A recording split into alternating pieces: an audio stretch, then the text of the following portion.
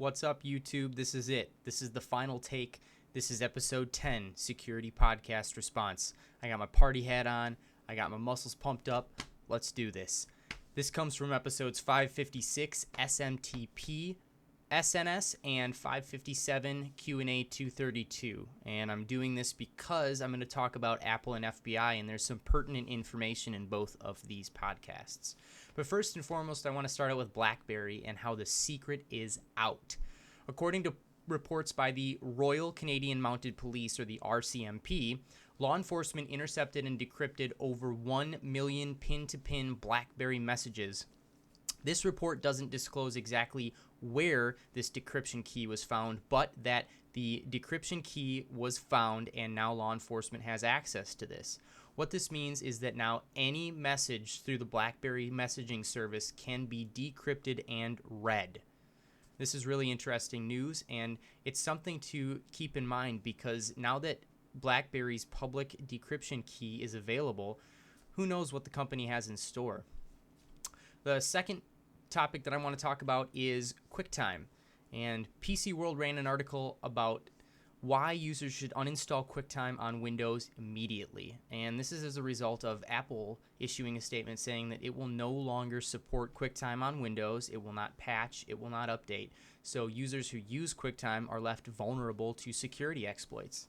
And this actually comes on the heels of another release, and these vulnerabilities, which come from Zero Day Initiative, state that there were two critical vulnerabilities on Windows where remote code can be executed. And basically what happens is the user visits a malicious web page and opens up a malicious QuickTime content, and then the code could be executed on the computer of the logged in user. The good news is that QuickTime on Mac OS X is going to remain unaffected and will continue to be patched regularly, which is great because I'm using QuickTime on Mac OS X right now, and I don't want to get rid of it. So the final topic of this 10 podcast response is going to be somewhat of a summary and a wrap-up of the FBI versus Apple case. And this is something that's been going on for quite some time. It's had a lot of media coverage, and it's very interesting because there are different arguments for each side, and one could see why you would sway one way and why you would sway the other. But now that the case is over, and I guess in the eyes of most people, you can see that the FBI has lost more than Apple has won. But there are a lot of things to take away from this. The FBI spent an incredible amount of taxpayer money trying to retrieve information from the San Bernardino phone, and that was in excess of $1.4 million to try to get this information out. And really what came out of it was not a whole lot. They did not find out anything of super importance that would help them in this case, and so it looks like a waste of government resources here. I know you could argue they were trying to do the right thing and it was a matter of national security, but at the same time, if there really wasn't anything on the phone and they tried as hard as they did to get it out, it just looks like they failed, sort of a thing.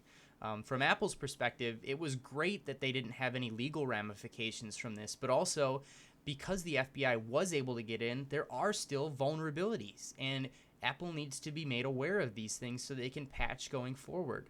I know it's sometimes argued back and forth whether or not security should be implemented in certain situations, but from my point of view, I think it's a fundamental right.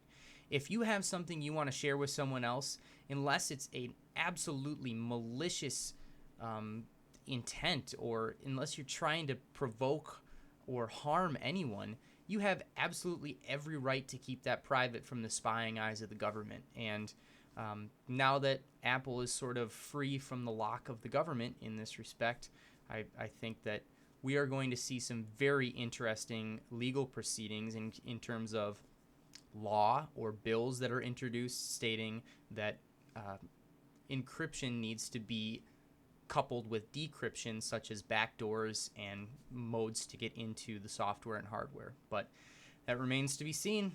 So thank you so much for listening. It's been a pleasure, and take care and be secure.